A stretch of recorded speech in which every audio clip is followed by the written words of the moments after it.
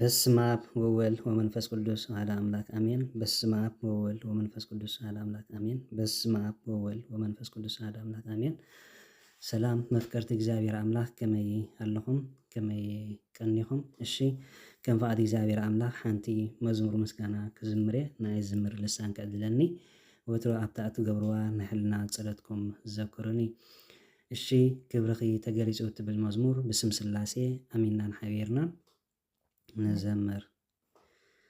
كبرخي تغليصو فترة كلهم بأخيد النقو برهان عالم كاباخي مبراقو دنقل بودخي نزل عالم تنبرخ بيركي كبرخي تغليصو ፍጥረት ኩሎም ባኺ ድነቑ ብርሃን ዓለም ካባኺ ምብራቑ ድንግል ብወድኺ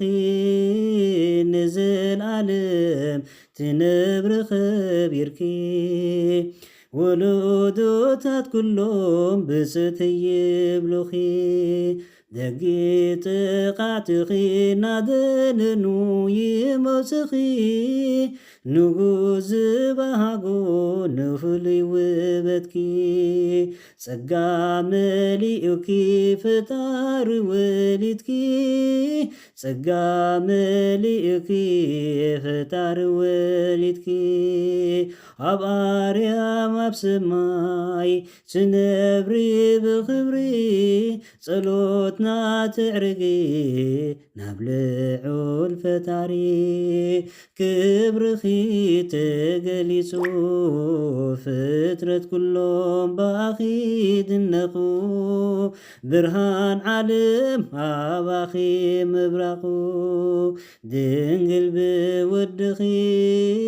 ንዘለዓለም ትነብር ኸቢርኪ ዘለዓለማዊዩ ናትኪ ድንግልና ፍጹም ዘቅይሮ ክቡር ልደት ናይ ጎይታና ሕፍቲ እውን ዘይብልኪ ንጽህቲ ኣዴና መመኪሒት ኣዳም ተስፋ ናይ ኩልና መመኪሒት ኣዳም ተስፋ ናይ ኩልና ናይ ዘመናት ሓጢአት ክድምስስ ጎይታና ካባኺ ተወልደ ብፍጹም ድንግልና ክብርኺ ተገሊጹ ፍጥረት ኩሎም ባኺ ድነቑ ብርሃን ዓለም ካባኺ ምብራቑ ድንግል ብወድኺ ንዘለዓለም ትነብር ኸቢርኪ ተመርኪ ክንብብ ኣብ ቅዱስ ሰፈሩ ዝሰምዕዎ ኩሎም ንውለድኪ የስተንክሩ ውዳሴኻ ዓብዩ ኣብ ሰማይ ኣብ ምድሪ ንዓኺ ውድሱ ፍጡራን ብኽብሪ ንዓኺ ውድሱ ፍጡራን ብኽብሪ ድንግል ድንግል ይብሉ ክብርኺ ይነግሩ ንንጹህ ውበትኪ ብሕብረት ዘመሩ ክብርኺ ተገሊጹ ፍጥረት ኩሎም ባኺ ድነቑ ብርሃን ዓለም ካባኺ ምብራቑ ድንግል ብወድኺ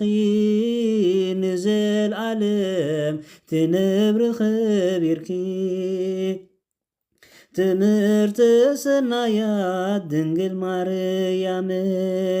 ንጽሕተ ንጹሃን ኣደ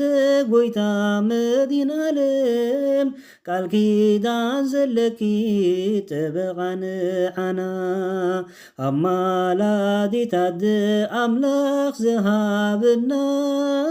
ኣማላዲት ኣደ ኣምላኽ ዝሃብና ኣምላኽ ዘኽበረኪ من يوزح سركي نايبوزح تعد دنجل نسخيخي كبرخي تقليسو فترة كلهم باخي دنقو برهان عالم كاباخي مبراقو دنجل بودخي نزل عالم تنبر خبيركي كبرخي تقليسو فترة كلهم باخي دنقو برهان عالم كاباخي مبراقو دنقل بودخي نزل عالم تنبر خبيركي آمين آمين ስለ ቅዱስ መዝሙሩ ዝኸበረን ዝተመስገነን ይኹን ዝነጠበን ዝወደቐን ብኣፍቲ ጓን መላእክቲ ገይሩ ይተኣረመለይ ወስብሐት ለእግዚአብሔር